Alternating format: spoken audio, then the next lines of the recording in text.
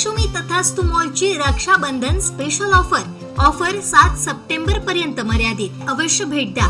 Mahalakshmi Tathastu garment and एप्रेस, Aditya business centre, Gandhi Chowk, Sawantwadi.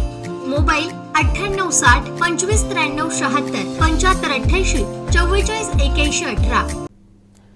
महाविकास आघाडीच्या काळात निधीअभावी रखडलेल्या विकास कामांना शिंदे फडणवीस सरकारनं चालना दिली, असं पालकमंत्री रवींद्र चव्हाण यांनी सांगितलं.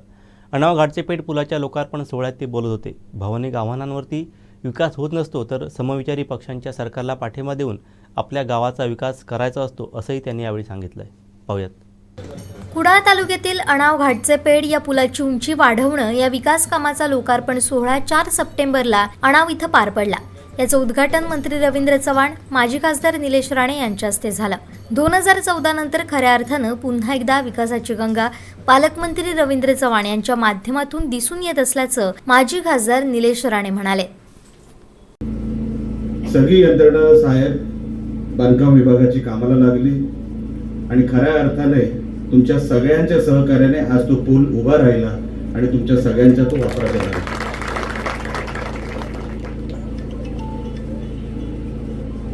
सिंधुदुर्ग जिल्ह्यामध्ये काम करत असताना अनेक विकास कामं आज आम्ही सन्मान्य चव्हाण साहेबांकडे दिली आहे. मी माझ्या कुठल्याही भाषणामध्ये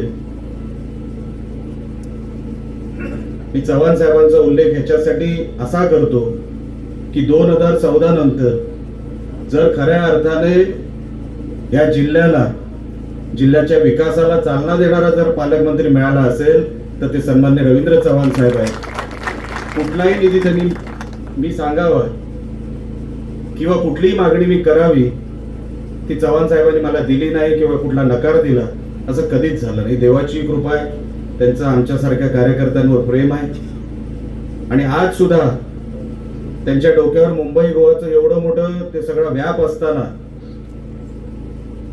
मीच खरं तर चव्हाण साहेब तुम्हाला कार्यक्रमाची तारीख मागू की नको, कारण का मी रोज त्या टीव्हीवर बघतोय.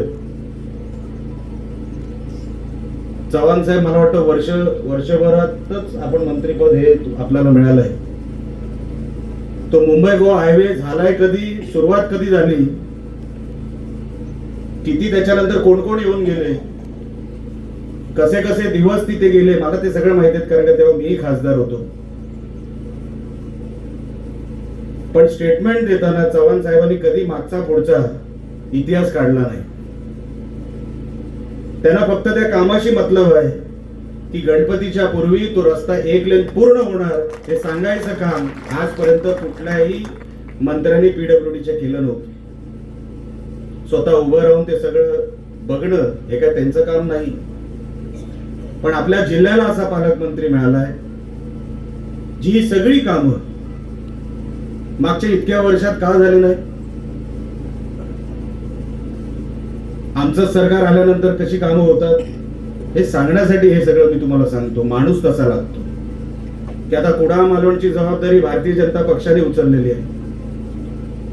मागच्या 9 वर्षामध्ये जी कामं झाली नाही ती भारतीय जनता पक्ष म्हणून आम्ही करणार आहोत. तुम्ही आता कसलीच काळजी करायची गरज नाही. येणाऱ्या 2024 पर्यंत काल पण चव्हाण साहेब मसुऱ्यामध्ये एक पूर्ण पंचायत समिती सन्मान्य दत्ता साहेबांच्या सहकार्याने एक पूर्ण पंचायत समिती भारतीय जनता पक्षामध्ये आली. पूर्ण गाव बाहेर होतं, मसुरा आमच्या मंडपात होतं, आम्हाला प्रेम आशीर्वाद देत होत. आता भारतीय जनता पक्षाची जिथे नजर पडते ना तिथे लोक आमच्याकडे येत आहेत. हा कामाचा प्रभाव आहे, लक्षात ठेवा. आम्ही काय पैसे देत नाही आहोत, आम्ही कोणाला विकत घेत नाही आहोत. पण लोकांना काम दिसतंय, काम करणारी लोक दिसत आहेत, लोक मागे उभे राहत आहेत. पक्ष कुठे दिसत नव्हता तिथे पक्ष उभा राहतोय. म्हणून चव्हाण साहेब आपण असंच सहकार्य, असंच प्रेम आमच्या सगळ्यांवर आपण ठेवावं. या कुडाळ मालवणला मागच्या 9 वर्षांनी जे काही बॅकलॉग जमा झालाय तो आपल्या रूपातच या वर्षभरात संपेल अशी भावना आमची सगळ्या आपल्या कामाला बघून आमच्या मनामध्ये आहे. हा पूल जो आहे हा पूल नाबार्ड 23 मध्ये मंजूर झालेला पूल आहे. या पुलाला मंजुरी कधी मिळाली तर ज्या वेळेला आदरणीय देवेंद्रजी मुख्यमंत्री ज्या वेळेला होते त्यावेळेच्या काळामध्ये या पुलाला मंजुरी मिळाली.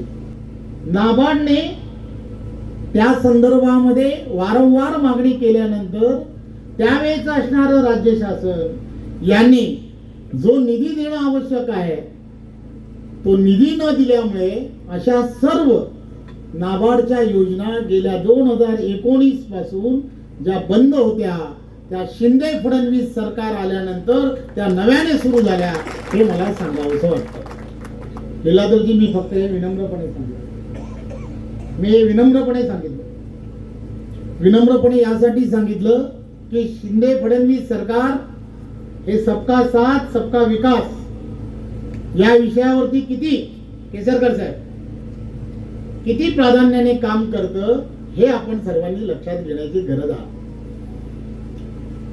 त्या गावामध्ये काय घडतंय यापेक्षाही त्या नागरिकांना सोय कशी निर्माण झाली पाहिजे, त्या गावाची लोकसंख्या किती आहे याकडे न बघता त्या गावाला खऱ्या अर्थाने एखाद्या गावाची लोकसंख्या 600-800 असेल आणि 600-800 योजना किंवा त्या नागरिकांसाठी एखादा साकव मंजूर करणं हे 2019 पासून बंद झाले.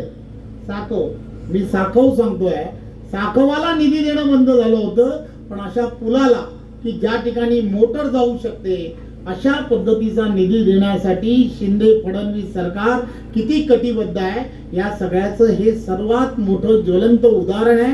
हे मी तुम्हाला या व्यासपीठावरून सांगू इच्छितो.